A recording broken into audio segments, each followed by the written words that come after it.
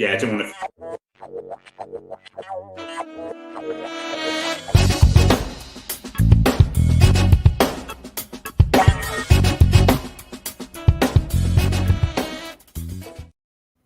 Hello and welcome to this Tier 1 preview of the Pop Culture Challenge. Just before we started, there was a conversation about Lewis's kitchen backdrop, which if you've watched any of our Pop Culture Challenge previews before, you'll be very familiar with the subway tiles and the extraction hood. So welcome back, Lewis. Thank you, mate. Have you back for a third time. Dave, you're back for the second time. Jenny and Bob, welcome and congratulations on making it into the Tier 1 final for the first time. Thank you. So delighted to have all four of you with us. Let's just assume that nobody knows who you are after the last 2 years and God knows how long. And just hear a brief introduction about who you are, a little bit of your quizzing pedigree, so just get to know you a bit better. Let's start with probably the most obscure person of the four. Jenny, how about just sharing a little bit about your life? Hello, All Things Quiz viewers. I'm Jenny Ryan. I have been quizzing on the, national circuit for the best part of 2 decades. Part of the QLL Division 1 champions, Pericardium, and pop culture is sort of my quiz forte, as people who watch the ITV daytime quiz show, The Chase, will know. The BAFTA nominated. BAFTA nominated. Yeah. I'm double BAFTA nominated, people. All my own work, like Pericardium. Well, welcome, Jenny. You're a quizzer who shows promise. Good to have you. Bob, widely known as one of the best kind of music quizzes around. Welcome, Bob. Tell us a little bit about yourself. Hope I haven't just said the one thing you've got to say. No, that's it. That's all I've got. So I guess I wasn't doing sort of the hardcore national quizzing that Jenny was. I'm more of a sort of pub quizzer before I went on University Challenge in 2014, and that introduced me to the inside world of quizzing, and particularly to QLL. Which I joined back then and have played in ever since for team, not a team, but a team called Team, which is very confusing for everybody. And also did Only Connect a few years ago. So yeah, music and sport probably things I'm most comfortable with. But we shall see. Yeah. Okay, Dave, 2-time finalist. How about you? Hi. So yeah, I similar to Bob, actually. I was a bit of a pub quizzer and didn't even know there was a quiz circuit really. But early midlife crisis. Cut a long story short, I went on Mastermind. I didn't go the normal route. I didn't try Tipping Point first. I went straight to Mastermind. And I met Will Howells from QLL. He won the heat. I joined a QLL team, and then got into quizzing in the big way, really, the GP circuit, and then obviously since lockdown, the massive expansion in Zoom quizzing, which has been amazing because I think I really do enjoy mimic quizzes. They are the individual quizzes. They're my favourite, and lowbrow, trashy lowbrow is my forte. Hallelujah. And it is interesting what you said there, because we remarked on it in our awards show in January. 2 years ago, the landscape was so immeasurably different. There was no Pop Culture Challenge. There was no Online Quiz League. There was no International Culture Challenge. There was no Wiki It was almost a being able to do a mimic competition was like some sort of privilege. Yeah. In the QLL, you had to apply with you had to qualify with like a massive written quiz, and it was quite hard. So yeah.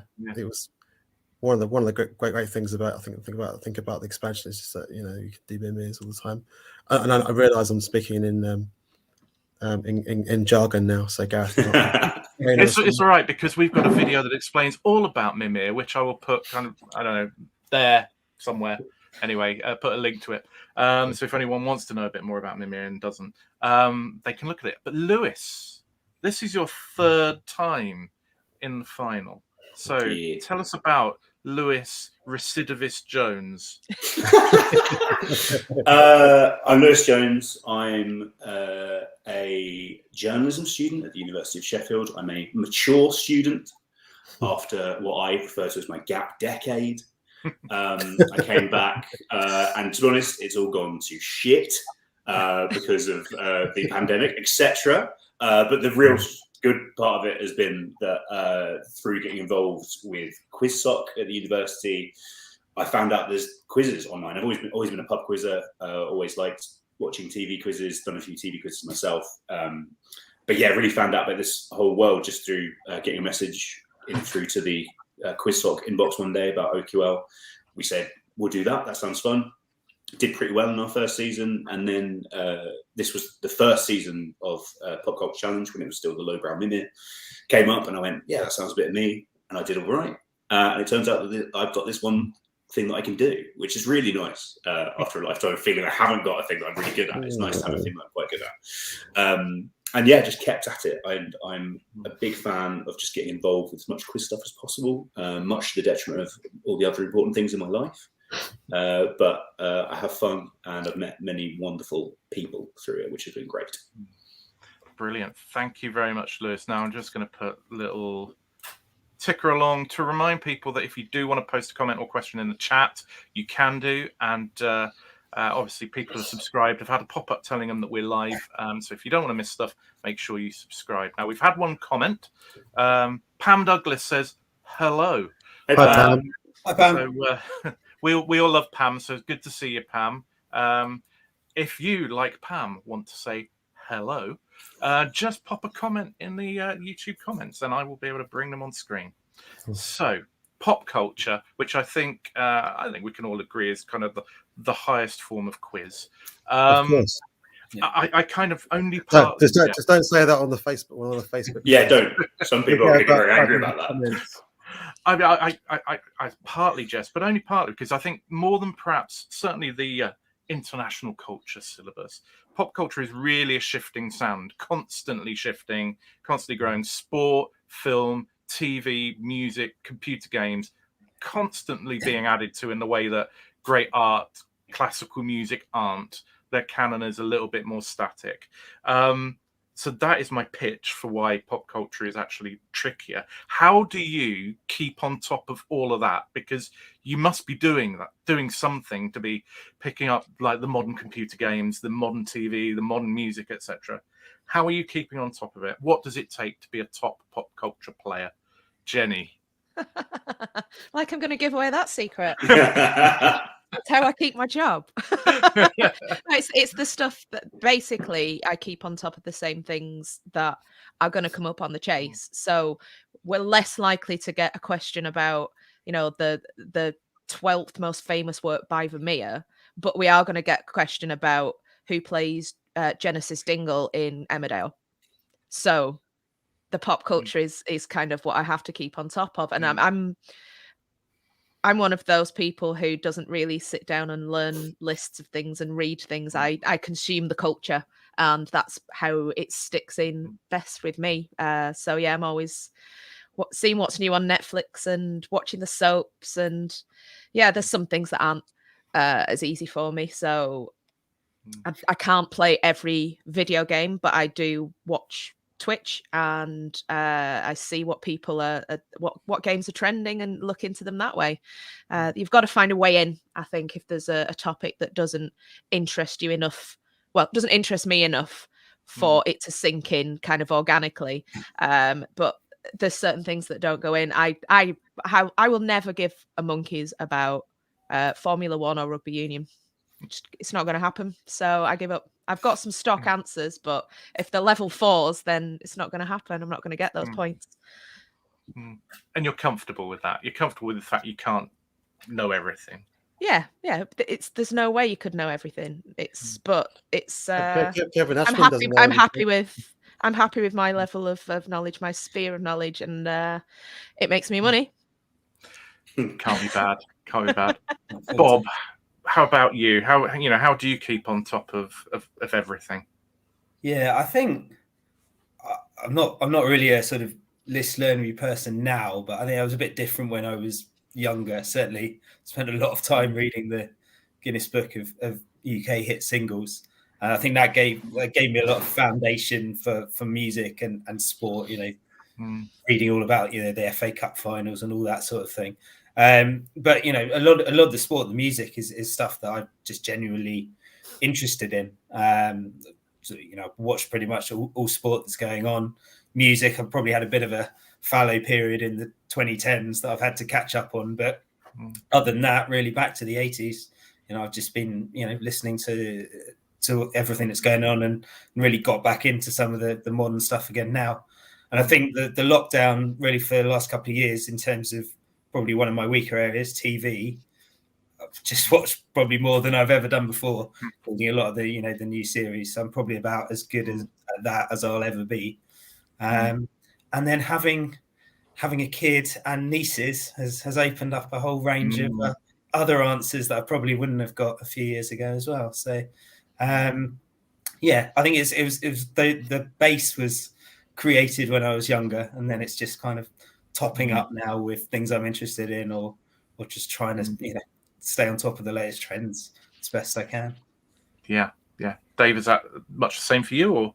Yeah, pretty much. I mean, I grew up in a house where the TV was on like practically 24/7, and music radio just pop all the way, top of the pops every week from the age of about 4. Just properly pop culture obsessed household actually. Really into sports. Play quite a few and just it's just mostly organic stuff, mostly organic knowledge really. But I don't tend to do much research, but I just I do consume quite a lot of it, and I do loads of quizzes as well, loads of sporkling, stuff like that. Sporkle, good tip, good. Definitely. And Lewis, about you, you're that bit younger, I guess, bit more easy to tune into the hit parade. And I don't know about that. I mean, struggle.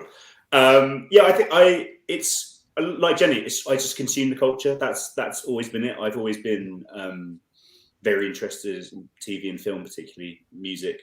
Less so than when I was younger, but I worked in a music venue for years, which really helped. I currently work in a cinema. I've worked in a cinema before, which really helps with cinema, particularly more art house cinema, because I'm just interested in it. I read websites like the AV Club, the American website. I've read pretty much every day for the last 15 years of my life, and just same things come up, and even just all learning it online where there's hyperlinks.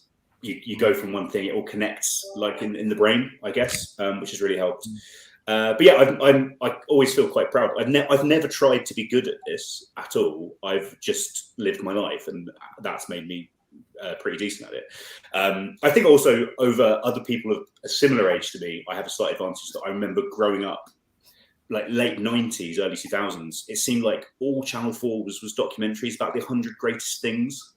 And I watched all of those. So, 100 greatest adverts, 100 greatest films. Was it I love the 80s as well? Exactly. Every single one of those I love 1983, whatever, on BBC Two. I remember there was like a top 10 one with like Phil Jupiter's on Channel 4. It was like top 10 songs. It was like music videos. So particularly like 70s, 80s, 90s, before I was conscious of the world, I feel like I had like quite a good standing and all that sort of stuff. And not obviously it wasn't viral in the way it was, but that person telling 5-star to fuck off or whatever. That sort of, I'm aware of that stuff in a way that I wouldn't have been otherwise. The smash aliens, it's all just sort of there, and that's I think that's been a good base. But I've never. It interests me. I like films, I like TV, I like music, and I like sports, I like football, and the rest is fine. And it all just coalesces through what I do in my life, I guess.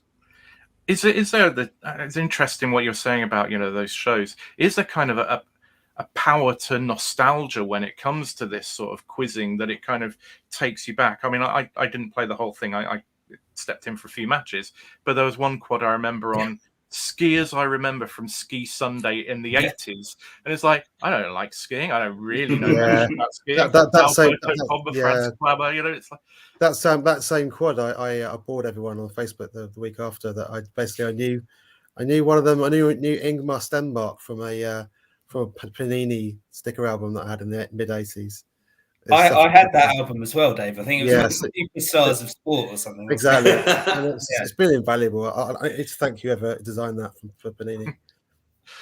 Oh, well, we'll try and get them on the show at some point. It's stuff like that, though. It's true, though. The nostalgia factor is massively that for me, really. It's like the sort of, I don't know, sounds pretentious, but like the Generation X content, you know, like the stuff that's just was conscious of from the 80s and 90s, and then like just stuff that gets repeated on TV and stuff like that. It's just, it's those things are sort of that. There's a certain point where before that point, everything's the collective consciousness because everybody was consuming the same thing. Exactly. And you know, once the internet and streaming and things have come in, it's kind of it's evaporated. But there's definitely, I mean, I've no reason to remember like the Smash Robots. They were not a thing when I was a kid. Yeah. But I remember them like it's imprinted on me. Is, you know, if you were A-list nationally famous TV star in, I think, 1985, you are still super like Sue Pollard. She's still super famous. Yeah. Isn't she? Yeah. But who's the Sue Pollard of today? Well, Jenny. There you go. Won't say anything, Jenny. I wish I was that talented. You got to do. Yeah, Starting Together is a fantastic song, though. Well, that won us some serious points on Only Connect on our way to victory. So we described her as the mighty Sue Pollard. That was Alan Gibbs. That was his description. As we got her on it was a music round one. The connection. Oh yeah. Weddings. So we obviously. The nostalgia thing is a thing, and it makes it kind of easier to dredge these things up if you've got some sort of connection, some sort of memory to it. But did you do any preparation this time round for the stuff that wasn't nostalgia and the stuff that might not, you know, putting aside rugby union, which Jenny has, you know, decided is persona non grata, but you know. I got a rugby union question. I think it suits me, Jenny. If that comes up in the final, I'll tell you that. but did you put any work into trying to kind of take the edge off some of those areas where you weren't so strong? I mean, the thing that always catches me is, you know, which 2020s, you know, singer, you know, if it's not, you know, driver's license by whatever her name Rodrigo is, you know, I've got, you know, that's as good as I get, you know. You know, did you put work in to try and, you know, take the edge off those areas that perhaps weren't in the nostalgic part of the brain? I fully intended to, but I didn't. There's certain things that, knowing that you're taking part in this competition, you hear things and you go, I'm going to make a little note of that. So things, you know, songs that I've heard, because I'm far too old to listen to Radio 1, but Radio 2 does have some modern pop songs on it. So there were a couple of them that I was, that might come up. And just it's as you go along, really, being conscious of the facts. That you're trying to put yourself into the mindset of the question writer, which is, I think that's for me, that's a key skill as a quizzer. You know, being able to kind of eliminate what the question setter isn't asking you is a huge skill. They're not going to ask you anything too complex or involved, and you think, well, what are they after? The Grange Hill quad last week. You know, they weren't asking super hard ones. It was always going to be Zamo, wasn't it? Yeah. Yeah, no, I was sat there thinking, okay, if it's Zamo, then, you know, Gonch, Pogo, Patterson, Gripper, Stebson, you're running through those ready to try and take them. Yeah. If you're fortunate enough to have lived through that era. And I didn't. Again, collective consciousness and the fact that I had I grew up in a household with aunties and uncles who were sort of 10 to 15 years older than me, so they were watching Grange Hill when I was a tiny baby, and they would have annuals, loads of annuals, and so I'd have Blue Peter 1975 annual. So I know who was like super famous to be on Blue Peter back then. There's Magpie Annual and Grange Hill Annual and everything. So it's those things that are nostalgic for me, and then I'm not nostalgic about seeing them. I'm nostalgic about sitting in my nana's attic reading some old books. Did they have the Blue Peter Annual with the really weird cover with the circus theme with Simon Groom with basically his whole body out? Yeah, it's a formative experience. I can tell you. Gareth, you have to shout off the screen, I think.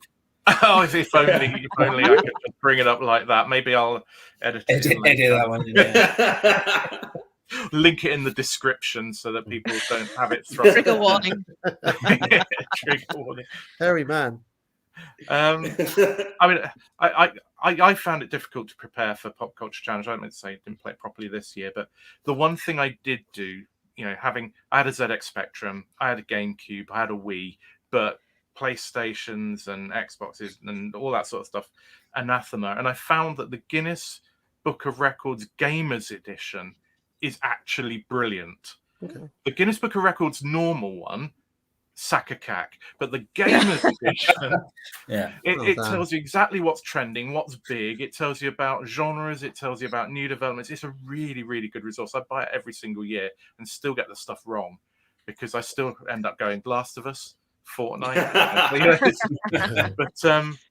But it is really good. It would be interesting to see if there are resources. We live in an age where perhaps people don't rely on books in the same way as certainly I have. But anyway, I guess a question then kind of coming out of this time round, and Lewis and Dave, you've been around the houses before. Jenny and Bob, you've made it around the block for the first time. What was there anything different about it this year? This time round, did PCC feel, in terms of its content, in terms of the question construction, did it feel much the same as ever, and you just had a good season, or was there something different about it? I think no, I don't think the content has been hugely different. I think I've had a nice run of good fortune, and won some close matches and held my nerve. Really, I think. I did say to Gareth before this, I've got a new attitude to quizzing that's I don't really care. Yeah. It's not that I don't care. It's like I go into the match, I'm like, it's too late now. I'll just answer the questions as they come. Other people, I think, feel the pressure in the way that I've taught myself not to, and I think that's probably come from the work I do. That you go out on the stage and you think, well, it's too late now. Either I know it or I don't. And you can't dwell on, if I give a wrong answer, I'm going to look daft and people are going to, nobody cares as much as you do. So if you reduce your level of care and stress and just go to enjoy it, which is what I've done. I've really enjoyed this season, and I think the questions have been excellent. And even when I've been on the rough end of some of the quads, I can't really complain about it. I've managed to battle my way through. I'll tell you one thing. One innovation that has made things less nervous for me and less nerve-wracking is the fact that the question text is on the screen now. And I think before I think the way nerves could affect me is when my listening comprehension would go out the window a bit sometimes, and I'd be really a bit worried about what I've actually been asked, but. There's no, I know for sure what's been asked. I think previously, if you missed a key word and you're trying to extrapolate what that word might have meant, and like same as Jenny. Really, I don't feel I've done spectacularly well in each game. I've just got some wins under my belt, and I pluck some obscure stuff from here and there, which has helped a lot. Like for example. Remembering Blue Pearl did Naked in the Rain, and Kid Icarus was a Nintendo character. Knew that from a Saturday morning Nintendo cartoon show that was on. Stuff like that, just stuff I plucked out. So I was quite pleased with things like that. But I don't think I've I don't think I've sort of done outstandingly well in each game. It's just quite steady, really. Lewis, I think you said before that kind of being a bit more philosophical about Big time. things. What's the worst that can happen? Exactly. At the end of the day, definitely. it's just a quiz has helped. That breakthrough is easily the most important thing I've done when in quizzing. It's not been about trying to be better, but just caring less and enjoying it more. I think we spoke about it last time we did this thing, Gareth, because I think it was maybe week 3 of the last season, and I had a couple of things go against me, and I was just annoyed about it. And I just remember, it made me lose. I came second in that game, and I remember just stewing about it for a day after. And then later that week, I just went, why do I care? But I think one of the things that you have to remember in this format is that all the quads don't reveal themselves till the second round. Yeah. So if you get inevitably someone's going to get probably the toughest for that, or the toughest overall, toughest for them in the first round. And if you have a bad set, say if you only get 2 or 1 or 2 of yours right, you got to keep the faith. Really, you got to sort of just forget about it. You just have to remember, that you're seeing the softballs rolling down to your opponents. You think, well, those are going to come round to me at the end. So just keep steady.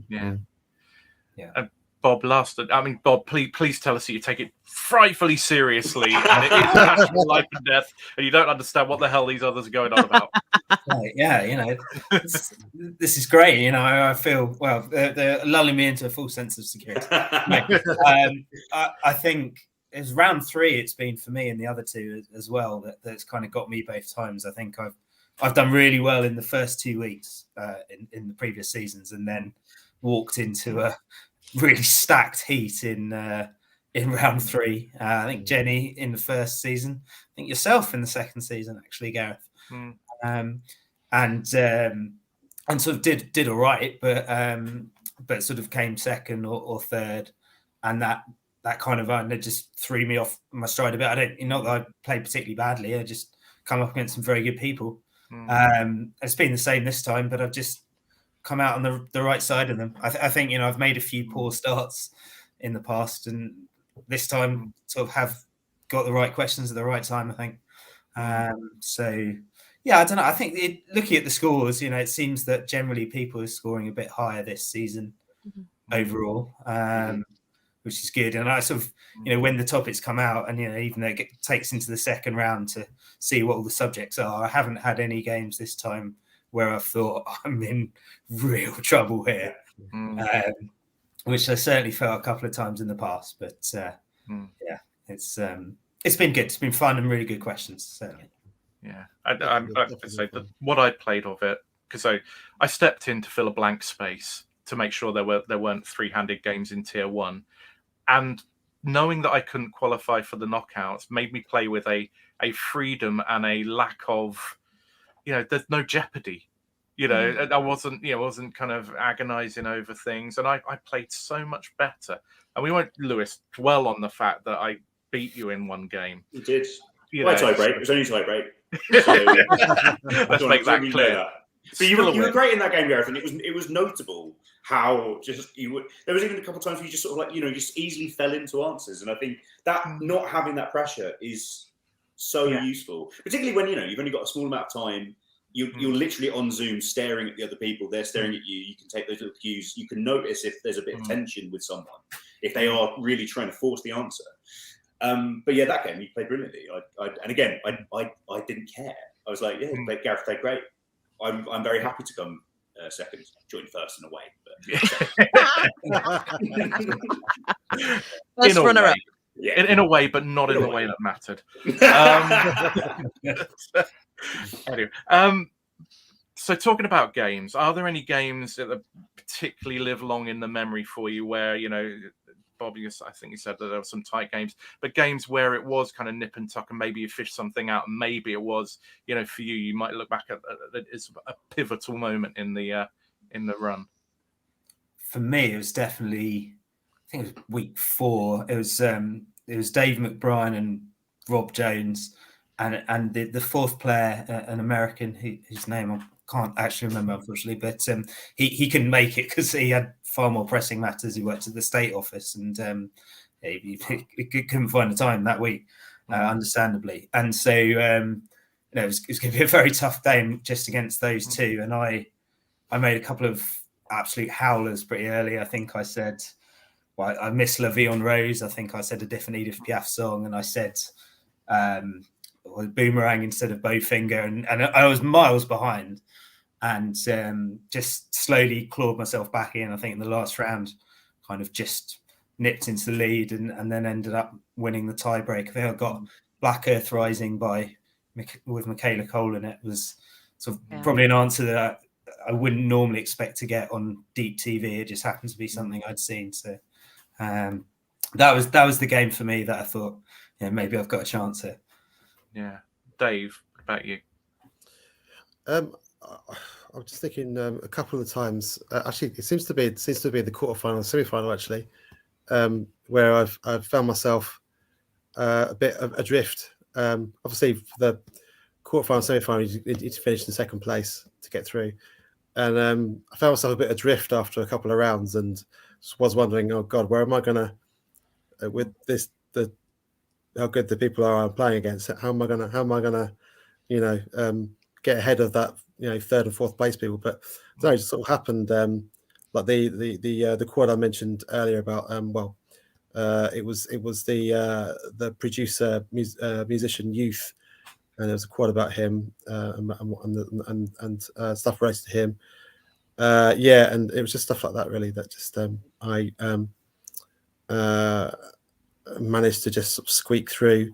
And to be honest, I think my bonus strategy was pretty good. I think I was quite surprised by some of the wild guesses some of the opposition players were giving. I was, you just end up sort of being able to make the most of what are for maybe half the people in a match are what you would call tap-ins. So there was a few cases of that happened. Okay, Lewis, critical matches for you. I think big one. I don't know if you heard about this. I actually got a full house. I don't know. I did, yeah. I don't know. It was on the grapevine. And I'm being facetious and silly, but it was I'd had a good season up to that point anyway, and I was doing all right. But for that to happen, and it was me going, no, actually, I can do this. I've got a chance of doing something because there's only been one in the competition before, and I was playing Paul Sinner in that game, obviously, who is such a nice man and a hero and an inspiration. Not my favourite chaser of all time, but Sean, right? Yeah, Sean, very nice Sean. To play that well and really dig out some answers, it felt like a really good game. And since then, I've just felt good about it. Maybe the early couple of weeks of the competition, I felt after coming third and second overall, but I don't want to feel like I got a win or like I've got to better myself. I feel like no, I'm just too steady. But yeah, that week I was like, no, I've got the potential to do this. Hopefully, I can keep going. And yeah, since then it's not been easy sailing. Obviously, I lost to you I think the week after that, and then I think I came second to Dougal Reid, who was superb the week after that. But I've just felt like, no, it's fine. I know the answers are going to come, the results are going to come. It's also knowing, I think, the way the format works, and that there's always going to be these things pitched at levels. There's going to be areas where I'm never going to get a 3, rugby, F1, the rubbish sports. I'm not going to get those, but I'm going to get 1s and 2s on most things. And there'll probably be a 4 in something I do like, and I can hopefully use that. And it's just staying calm and playing it through has been the really nice thing that's taken from it. I'm just having fun with it. I felt a little bit stressed maybe in the quarterfinal just because I knew, particularly I was playing Elsa, who's just so good. Tim Hall was amazing. Todd Mead, who obviously is Sheffield, does so much here for us with the quizzing. And I knew it'd be a tough game, but even then, a few questions in, I picked on the bonus. So I was like, I'll be fine, and just led the whole way, which is really nice. Yeah. And Jenny, are there any games that kind of for you were quite important? Well, it was week 6, and and it was incredibly close. I think it was the one with the 3-way tie. Was it 4-way tie? 4-way tie. And so it went to the tiebreaker. Wasn't that one? Was it? No, there was a tie though. And I messed up the first bit of the tiebreaker. I said the wrong sitcom, even though I knew the right answer. Just blurted it out. And then I messed up in the second bit of the tiebreaker, and so it went to nearest the bull, which traditionally is not something that suits me because I have dyscalculia and I transpose numbers for letters and swirl them all up, and I'm just not very good at it. But it was the Super League attendance nearest the bull, and no one else had any kind of frame of reference. So I was really, really close. I was about 1,500 out. Everyone else had vastly overestimated how many people go and watch Super League matches at Oddsall. But that was a match where I'd kind of had to hold my nerve again because was that the one with the seat of death? Oh, it could be. Yeah, could be. I think that was the one with the seat. So I was seeing all these, lovely bits. The other 3 in the quad were absolutely delightful, and mine turned up and was, excuse me. Yeah. Are there any more clues to this one? Yeah, it was the one where there were the 4 questions on 60s girl bands that 3 of them had massive clanging clues in them, and I had to but I still knew the answer. But it was like, it's not the point; it's the principle. The only time I cared about this damn competition, and it dissipates as soon as the Zoom call ends. Just it's done now. Yeah. But it was one of those I had to hold my nerve, claw the points back, get onto even terms, and then get back into the match. And talking about holding your nerves, your semi-final, you and Bob played the same semi-final. Yeah. So Tom Mead, Jenny, Dowd all got 10 of your own questions correct. Yeah. Bob got 11. So you're all pretty much of a muchness in terms of how you're performing on the thing that you can control. So that must have been a very nervy match, Bob. I mean, you came out on top. You clearly picked up some good bonuses, but that looked on paper really tight. Yeah, it was. I mean, it was a really, really strong field. I think actually I kind of jumped out into a bit of a lead and then hit an absolute horror set of 3 in the middle that just suddenly pulled me right back, and luckily that didn't throw me off, and I sort of just managed to stay ahead, but it was kind of nip and tuck the whole way. But then behind me, I think Jenny and Dowd were level pretty much the whole time. So it was a really good game. Yeah. From your perspective, Jenny, that was a really good match, but it was pretty nerve-wracking. I think it came down to it came down to the last few questions really, and I just had to. Was I in seat 4? No, I was in seat 3. Dowd was in seat 4, I think. Isn't it? Yeah. And then I just kind of had to count on him not to get all 3 of his right. And thankfully he missed one and I got the bonus for it. So that was, but it was that tense. Yeah.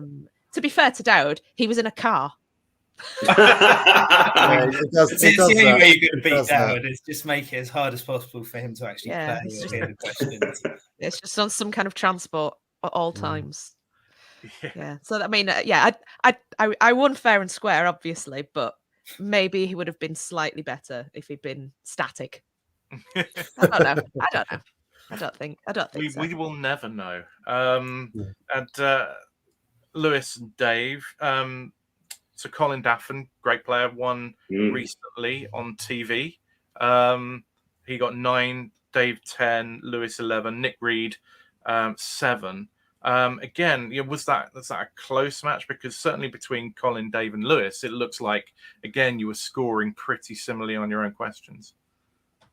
I think Lewis got the took some really good bonuses quite early on boxing. I think. Know nothing about boxing and managed to get 2 of them, so I was delighted. And you got yourself sort of, I think, fairly comfortably in the lead, and so it's a bit of a dogfight between me and Colin in the end, I think. Yeah. Okay, Lewis, any from your perspective? Yeah, I think Dave's pretty right. I picked some early bonuses up on stuff that I wouldn't really normally be my area, but it's just stuff that I've picked up. Most for sport, fighting talk. Jenny's great on it when she's on it, and that helps me know about other sports. And that got me a couple ones on the boxing, I think. But yeah, I felt pretty comfortable really in that game. But it was good. I feel like it wasn't as bad a seat of death last week as it was the famous seat of death week. But I think there was a few people that did struggle in one seat. I know Nick certainly felt like he was on the rotten end of it. And I think Dave actually, the real thing you got through on was that, like you said before, that there was maybe one thing that Colin went for that he probably shouldn't have gone for, sort of like took a shot, and then that took him up the order. Exactly. So yeah, tactically, really, really important to get those bonus strategies right.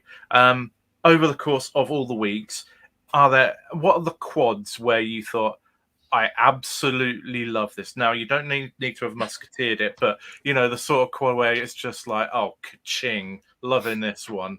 Dave, any quads that you just could eat with a spoon? Can I come back to you on that one? I'll try. You can. Jenny. I've not. Oh, sorry. Actually, I remember mine now. I'll let you have some more thinking time, Jenny. Just the rugby union quad, because it's just my main sport. I played for ages and ages, and the Harlequins quad. Love that.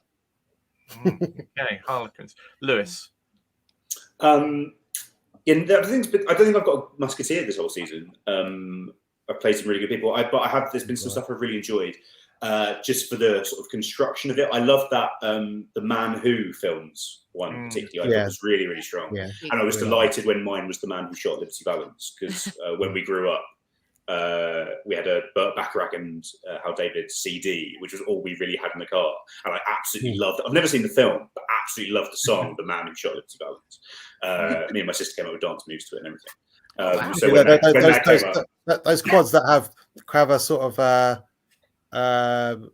sort of a language element to them are always really nice. I think it's fun. It's nice to have that. It's nice to go, sort of appreciate it from that side and go, oh, that's really nice and clever. Not clever, but just like quite elegantly done. And that was a really good one. I think it was pitched really perfectly as well. Similarly, there's been a few more 2 or 3 sports quads where they've been across sports. We had that one that was like Dave Brailsford, Alberto Salazar, different coaches. And I really liked that. It was great to see. Sometimes you can feel like, particularly with sport, I think we all have our silos with sport. So to have one that sort of was across the board, I thought was really cleverly done and something we don't see a lot. That was really nice. Cool. I said The Man Who Killed Liberty Valance in a very hastily snapping up the answer kind of brain fart, and it still rankles. Bob, how about you? I think I've only got one musketeer, which was in the semi-final, which was the American number ones, and that's one of those quads. When it comes up that really tough. Not only are you probably going to know all the answers, but the others aren't. It just happens to be in a really deep pocket for you. Yeah, they absolutely reeks of Bob. Those. There's been a lot of chat this week about how the extra clues didn't really add anything to the questions for a sado like me who's in the UK charts book. They added an awful lot indeed, I can say. So I really I like that one, but I think probably the one that best can combine sort of the language elements and the thinking and then getting to the right answer was the Girls Aloud Lyrics quad. Oh yeah, that's fantastic. Yeah. That's basically what this competition should be about, I think. Yeah, quads watching like people sort of go. Exactly. Yeah. Jenny, have you had enough time to fish something out from the memory? I had an answer. I just got jumped in on. So that's nice. A top tip. Don't do that during the actual match. I've not had the quads that I am still waiting for, so I'm hoping they're going to come up in the final. So naming none of them. I enjoyed my next question then. I enjoyed the musicals ones, particularly sort of the modern ones. I nearly musketeered those ones, but I think Colin put in a really good guess on one of them. I was like, damn it, we're so close. And the lyrics. I love lyrics, so anything lyric based would be a fun one actually to come up in the final. But although it would clearly play to the strengths of some of my opponents. Well, I mean, there is always that danger. Do you? Because obviously the set has been written, you cannot influence it now. If you could have a wish list quad slip in there or a topic. What would it be? And feel free to demur if you don't want to. But if you do want to say, kind of Europop soundtracks to, GameCube games, that would be legit. That'd be nice. Lewis, I've asked you this several times. I'm sure your answer is probably going to be much to the. Well, I think particularly this season, following the last two finals, both times I've hoped for something quite hard in video games because that's normally a good differentiator for me. And then season one, we had literally, what does Mario collect to get big? And it's come on. And the second one was game, sandbox game, terms for sorts of games. But still quite gettable. So I'd like something a bit more obscure, maybe more in my area that something I've played. Also, I'm missing it for this. But I'm obsessed with Great British Menu. I can't wait to go watch the dessert course. I'm assuming Spencer's got 3 dishes. Oh yeah, I saw as far as his, and I'm pretty sure. He's very good. So something about just chefs from Great British Menu, I'd love. I've gone gourmet recently. I would love as many questions about high-end food. That's definitely my area. And anything about sort of noughties, alt, indie sort of stuff. The other week in OQL, there was a question about Los Campesinos, which is my favourite band of all time. Landfill indie, Lewis. Yeah, well, maybe not Landfill Day, but yeah, Landfill adjacent, the top end of Landfill. The bravery and yes. Honestly, if it's Landfill indie though, I think we're all probably going to get. But there's something that I'd enjoy, not just because it would be my area, but something that I really would just enjoy some questions about for sure. Jenny, is there something that you would selfishly hope for that you think these other brilliant players wouldn't get? Well, absolutely. I do have a range of topics, but I'm not going to tell you because then you'll go and bone up on them. Because I want. There's certain things I want level 4 quads on that only I could get. I mean, Bolton Wanderers, Defenders, or something like that. No, because these guys could chip in on those, but there's there's some certain topics I know that I'm pretty hot on that I'm not sure are your sort of areas, lads. I watched most of Drag Race Down Under today, so that if that comes up, I'll be okay with you on that. It's not the best series. Yeah, it's good series. It's not the best series, is it? I prefer the UK series 2 is the best one, but just in case. It was just low budget. I think that was the problem with it. But it's same as series 1 of UK. So so maybe something about I don't know, bars on Canal Street. Well, it comes up, and they're resident drag queens. Bob, have you got anything that you would love to come up, knowing the strengths of these folk? Well, I think that's a big part of the problem. I think we go back to the nostalgia thing earlier, because if you live through the time, then often you remember stuff that doesn't become part of the collective nostalgia, and then when that does come up, that's really good. But unfortunately, I think I overlap quite considerably with Dave on that. The computer game stuff, I'm pretty good on, but I'd probably not going to be as good as Lewis. So I guess it comes down to sort of hobbies and things that you might know outside quizzing, that you could probably go really deep on. That just might come up, poker stuff or chess or that sort of games or cooking stuff as well. yeah, we'll see. But I think it's going to be hard for no one else to know it. If I'd love another really hard pop music one, obviously, but maybe that was burnt in the semi-final. But we'll see. Maybe. And finally, Dave. Yeah, it's not sure. I think bearing in mind who I'm playing, I think some obscure 80s TV might help me out. Perhaps. Everybody's licking their lips now at obscure 80s. Children's TV, perhaps. Yeah.